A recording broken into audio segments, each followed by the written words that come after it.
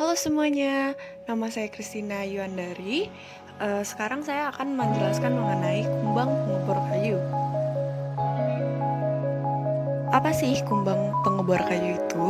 Kumbang pengebor kayu merupakan salah satu kelompok serangga yang bisa menyebabkan kerugian besar baik skala domestik maupun industri profesional. Kumbang ini memiliki kebiasaan mengebor substrat kayu yang berawal dari saat induk kumbang meletakkan telur di dalam kayu. Sehingga kumbang ini bahkan sering dianggap sebagai perusak kayu nomor 2 setelah rayap yang harus diwaspadai. Jenis-jenis kumbang yang paling sering ditemukan itu adalah true powder dust beetle, death watch beetle, dan false powder dust beetle. Lalu bagaimana gaur hidup kumbang pengebor kayu ini? Jadi, kumbang betina mengeluarkan telurnya satu persatu ke dalam lubang yang telah dibuat di dalam kayu. Lalu telur-telur tersebut yang berwarna mengkilat dan putih menetas dalam hanya 16 hari. Lalu larva-larva yang telah menetas tersimpan di dalam terowongan atau lubang di dalam kayu selama 6 bulan hingga 1 tahun. Kemudian larva ini pindah ke dekat permukaan lubang kayu dan berubah menjadi kepompong selama 2 hingga 3 minggu. Kumbang dewasa keluar dari kepompong itu mengebor jalan keluar untuk meninggalkan lubang. Dan usia kumbang dewasa ini hanya dapat bertahan hidup hingga 1 tahun. Pada lubang-lubang yang dibor oleh kumbang ini biasanya hidup jamur yang menimbulkan warna biru kehitaman di permukaan lubang-lubang kayu. Kerusakan yang diakibatkan oleh kumbang ini adalah lubang-lubang terowongan di dalam kayu serta perubahan warna kayu menjadi biru kehitaman. Bahkan dalam kasus yang ekstrim, kayu yang terkena serangan hama ini dapat dengan mudah hancur hanya dengan ditekan oleh jari.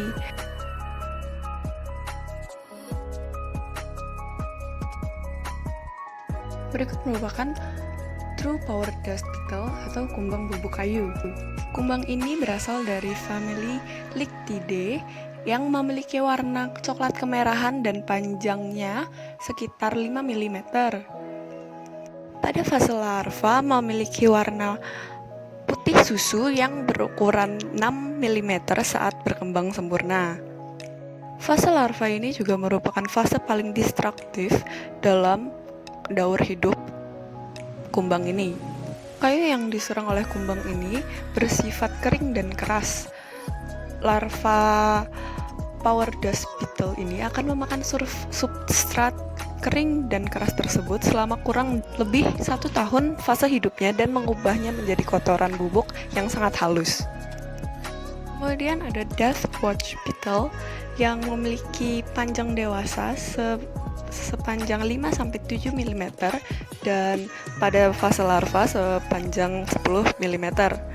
Kumbang ini berwarna coklat kemerah-merahan gelap dan memiliki bulu seperti sisik kekuningan di bagian atas tubuh dan kulit sayap. Pada fase larva berbentuk cantelan berwarna putih susu tertutupi oleh bulu lurus keemasan dengan rahang coklat tua pada kepalanya.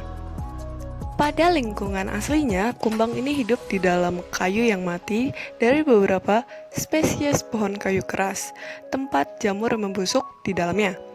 Di dalam bangunan, serangga ini mendiami hampir seluruh kayu keras yang tua, terutama kayu ek yang besar. Larva kumbang ini menyebabkan kerusakan yang hebat karena mereka dapat menggali kayu selama 5 hingga 10 tahun. Serangan kumbang death watch pada kayu bisa diidentifikasi lewat suara ketukan yang biasa terdengar pada saat malam hari. Yang terakhir ada false powder dust beetle atau kumbang bubuk palsu. False powder dust beetle adalah julukan kumbang Bostricidae. Ia disebut false powder dust beetle karena sering dianggap sebagai kumbang bubuk kayu, meski sebenarnya memiliki perbedaan yang signifikan. Kumbang ini berwarna coklat kemerahan hingga hitam, memiliki moncong yang panjang, tubuh silindris, dan kaki yang pendek. Kumbang ini sering ditemukan di kayu yang lembab dan membusuk, terutama kayu yang membusuk akibat jamur selar. Pengerumunan dapat tersebar ke kayu sehat yang berdekatan. Kumbang ini tidak hanya sering ditemukan bersarang pada kayu, tetapi juga dapat ditemukan bersarang dalam material lain seperti aluminium. Kotorannya paling kasar di antara ketiga kumbang pengebor lain. Lubang kumbang kayu ini pun biasanya lebih besar daripada lubang kumbang pengebor kayu lainnya. Lalu bagaimana melakukan pencegahan dan pembasmian kumbang pengebor kayu?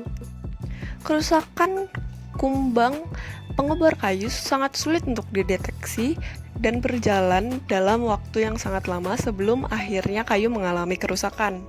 Sehingga pencegahan yang dapat dilakukan adalah penyemprotan pencelupan kayu atau metode vacuum pressure menggunakan pestisida, melakukan pengeringan kayu karena kumbang pengebor kayu ini dikenal sebagai kumbang yang suka menyerang kayu yang kondisinya lembab, serta pengeringan kayu juga dapat meningkatkan kualitas kayu dan mempermudah proses pengolahan kayu. Dan yang terakhir dapat dilakukan pelapisan finishing atau pengawetan pada kayu atau mebel. Dan jika kayu atau mebel sudah terserang oleh kumbang pengebor kayu, dapat dilakukan pembasmian. Pembasmian dapat menggunakan insektisida khusus bersifat neurotoksik atau racun saraf. Dengan pengaplikasian insektisida atau anti serangga ke dalam substrat kayu, diharapkan meningkatkan ketahanan kayu terhadap serangan serangga ini. Sekian presentasi saya mengenai kumbang pengebor kayu untuk tugas pengolahan primer kayu. Terima kasih sudah mendengarkan.